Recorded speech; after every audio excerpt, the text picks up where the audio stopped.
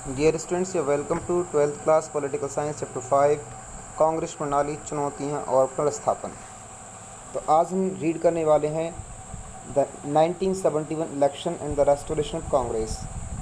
कांग्रेस ने 1971 के इलेक्शंस में अपने आप को रिस्टोर करने के लिए कौन कौन से प्रयास किए। Which efforts were made by Indira Gandhi to regain his power in 1971 election. It is your question. और हिंदी में लिखेंगे। इसका क्वेश्चन है, इंदिरा गांधी ने 1971 के चुनावों में कांग्रेस की पुनर्स्थापना के लिए कौन कौन से प्रयास किए। इंदिरा गांधी के द्वारा कौन कौन से प्रयास किए गए 1971 के चुनावों को जीतने के लिए। तो इसमें जो सबसे पहला जो प्रयास किया वो था, उन्होंने अपनी छवि को जो था सचेत तौर से बना करके रखा। जैसा कि आपको पहले पता था कि कांग्रेस पार्टी के सामने जिस समय पीएम थी इंदिरा गांधी जी, उस समय दो बड़ी समस्याएं थी। एक था सिंडिकेट के प्रभाव से अपने आप को मुक्त करना इंदिरा गांधी को, और दूसरा था कि जो ज़मीन उसने खोई थी, जिन 9 राज्यों में उसकी हार का सामना उसको करना पड़ा था 1967 के चुनाव में, उस पहली वाली स्थिति को फिर से कायम करना उनका मकसद था। तो बात करें सिंडिकेट्स कौन थे, ऑलरेडी आपको बता चुके हैं। तो सिंडिकेट्स जो थे पुराने और अनुभवी नेता थे, दिग्गज नेता थे कांग्रेस पार्टी के। उनको हम किंग मेकर्स भी कह सकते हैं। तो जो भी पीएम बने, लाल बहादुर शास्त्री जी बने या इंदिरा गांधी बने, वो उनकी मदद से ही बने। लेकिन इंदिरा गांधी ने पीएम बनने के बाद इनका साथ जो था वो छोड़ दिया और इनकी सलाह पर अमल करना बंद कर दिया, जो इनको काफ़ी नागवार गुजरा। और इंदिरा गांधी ने इसके लिए क्या किया कि कैबिनेट में नए मंत्रियों की नियुक्ति करना शुरू किया और जो सिंडिकेट से उनको किनारा करना शुरू कर दिया था, जिसकी वजह से कांग्रेस में स्प्लिट आई और कांग्रेस पार्टी जो थी 2 पार्ट्स में बटी। एक था कांग्रेस आर, जिसको कांग्रेस रिक्यूजनिस्ट कहते हैं, और कांग्रेस ओ, जिसको बोलते हैं कांग्रेस ऑर्गेनाइजेशन। कांग्रेस ऑर्गेनाइजेशन जो थी वो सिंडिकेट्स इनके पक्ष में थे या सिंडिकेट्स की पार्टी थी, और जो कांग्रेस आर थी वो इंदिरा गांधी की पार्टी थी, जिसको इंदिरा गांधी ने नई कांग्रेस कहा। और जो पुरानी कांग्रेस पार्टी थी वो है सिंडिकेट्स वाली पार्टी, जिसको पुरानी कांग्रेस के नाम से भी जाना जाता है। तो हम बात कर रहे थे 1971 के चुनावों में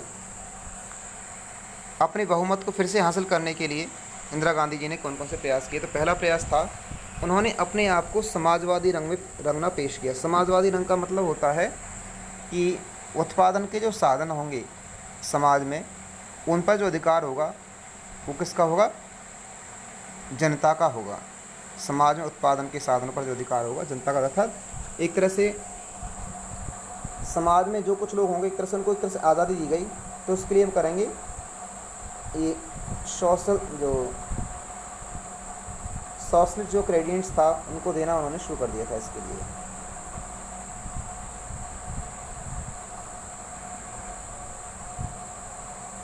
नेक्स्ट है, इसके अलावा इंदिरा गांधी ने भूमि सुधार के जो कानून थे उनका क्रियान्वयन जो था ज़बरदस्त तरीके से चलाया। भूमि सुधार के कानून तो पहले से चले हुए थे, लेकिन उनको जो था इम्प्लीमेंट ही किया था। तो इंदिरा गांधी ने जो था विगोरियसली क्या चलाए, कैंपेन चलाए, किसके लिए, implementing the existing land reforms के लिए क्या चलाए, उन्होंने जो था कानून चलाए। और उसके लिए क्या किया गया, लैंड सीलिंग जैसे अभियान जो थे इसके लिए चलाए। तो इंदिरा गांधी जी ने क्या किया, इसके लिए भूमि की सुधार थे, जो नियम कानून थे उनमें उनको क्रियान्वयन किया। और उसके लिए क्या चलाया, एक ज़बरदस्त क्या चलाया, एक अभियान चलाया, जैसे लैंड सीलिंग के लिए चलाया, लैंड रिफॉर्म चलाया इसने। और जो वर्तमान में जो नियम कानून थे इसलिए क्या चलाया, कैंपेन चलाया था उन्होंने। अगला था भू परिसीमन के साथ उन्होंने कुछ कानून भी बनाए। नेक्स्ट था, उन्होंने राजनीतिक दलों पर अपनी जो निर्भरता थी, जैसे सिंडिकेट्स पर पहले डिपेंडेंट थी कांग्रेस पार्टी, तो ठीक उसी तरह से इस डिपेंडेंसी को ख़त्म करने के लिए जो दूसरे राजनीतिक दल थे उन पर अपनी निर्भरता समाप्त करने के लिए अपनी पार्टी को मजबूत किया।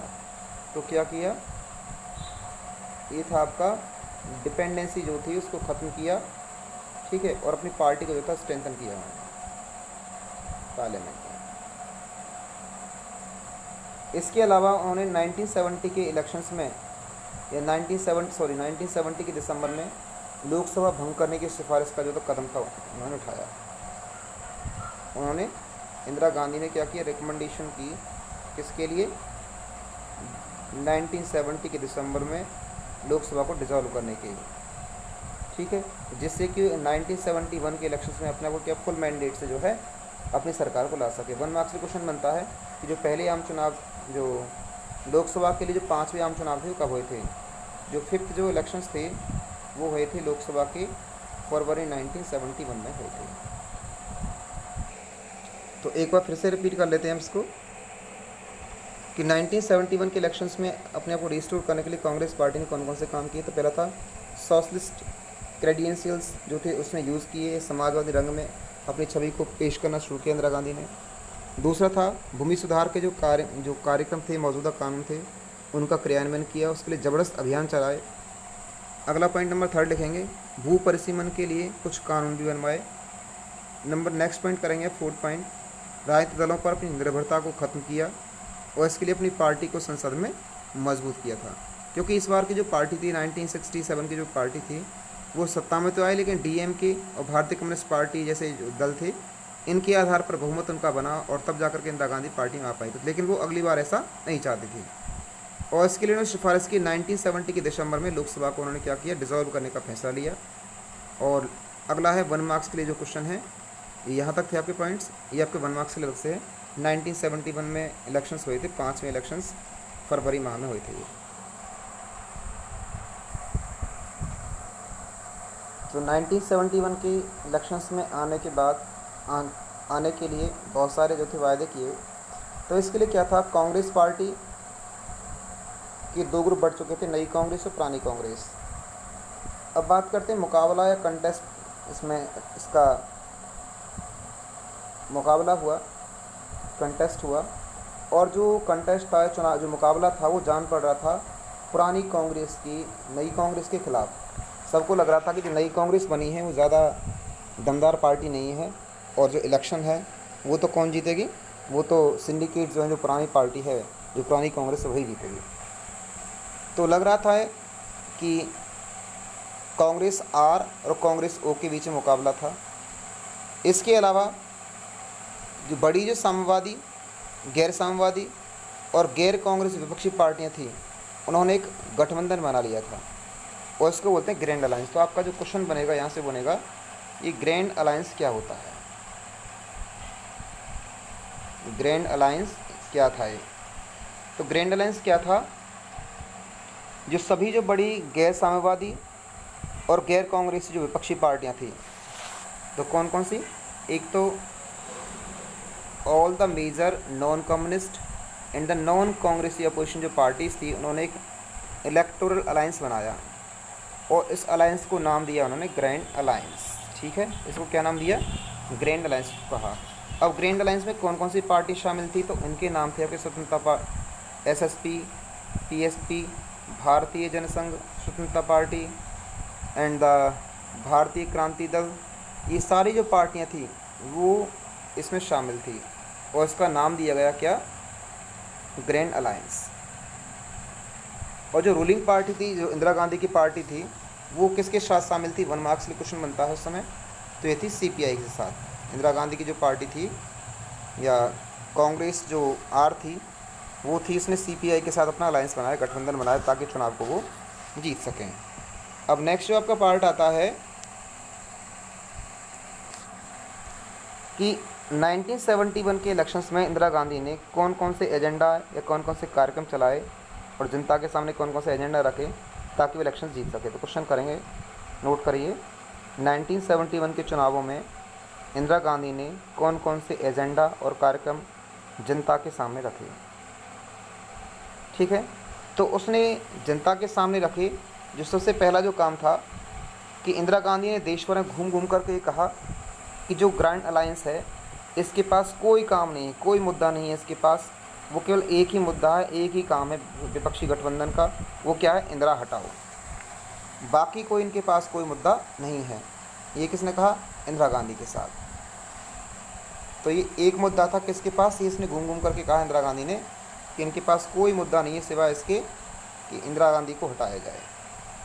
ठीक है, ये इनके इन प्रकार हर तरह से चाहते हैं। लेकिन इंदिरा गांधी ने जो था सकारात्मक तौर से जनता के सामने कुछ मुद्दे रखे। तो कौन कौन से मुद्दे रखे? पहला रखा उसने गरीबी हटाओ का स्लोगन दिया इसने, जो काफ़ी फेमस रहा और इसकी जीत का कारण बना, गरीबी हटाओ या रिमूव पॉवर्टी। इसके अलावा उसने फोकस किया किस पर? पब्लिक सेक्टर की ग्रोथ पर। पब्लिक सेक्टर ग्रोथ पर उसने फोकस किया, जो भी इसका जीत का कारण बना। ग्रामीण जो भूस्वामित्व थे, शहरी जो संपदा था, उसका परिसीमन कराया। आय के अवसरों की असमानता को समाप्त किया और फ्री पर्स की समाप्ति। ये कई सारे मुद्दे उसने रखे, ठीक है, जिनकी वजह से जो था पावर में आ पाई हो। Abolition of princely privilege. ये प्रिंसली प्रिविलेज जिसको हम प्रीवी पर्स कहते हैं, इसके बारे में ऑलरेडी हम पढ़ चुके हैं कि प्रीवी पर्स क्या था। तो जो राजा थे, देशी राजा थे, उनको कुछ विशेष रियायतें दी गई थी, भत्ते वगैरह दिए गए थे अगर वो भारत संघ के साथ मिलते हैं, तो उसको बोला गया था प्रीवी पर्स, ठीक है। तो इसको समाप्त करने का उन्होंने मुद्दा रखा। और जैसा कि प्रीवी पर्स के मुद्दे में हमने आपको बताया था कि जब 1971 के इलेक्शंस हुए, तो इलेक्शंस में काफ़ी फुल मैंडेट से इंदिरा गांधी आती, बड़ी ज़ोर शोर से बहुमत मिलता है इसको, और इसके आने के बाद प्री पर्स को समाप्त कर दिया जाता है। इससे पहले इंदिरा गांधी ने कई बार कोशिशें की, कांग्रेस पार्टी की तरह कई प्रयास किए गए, लेकिन प्री पर्स समाप्त नहीं हो पाए। लेकिन 1971 के इलेक्शंस के बाद प्री पर्स को हटा दिया गया था। इसके अलावा इंदिरा गांधी जी ने नौजवान थे या भूमिहीन किसान थे, इन सब के लिए कुछ क्या रखे, कुछ अपनी तरफ से एक आइडियोलॉजी पेश की कि भूमिहीन जो किसान हैं उनको रोज़गार मिलेगा, दलितों, आदिवासियों, अल्पसंख्यक हैं, महिला हैं, बेरोज़गार हैं, इनके बीच अपना समर्थन जो था हासिल करने की उन्होंने पूरी कोशिश की। तो उन्होंने जो था इसमें था लैंडलेस लेबर्स, आप नोट कर सकते हैं इसमें, वुमन, माइनॉरिटीज़, ठीक है, इन सब के बीच में अपना जो था अपना आधार पेश करने की उन्होंने कोशिश की।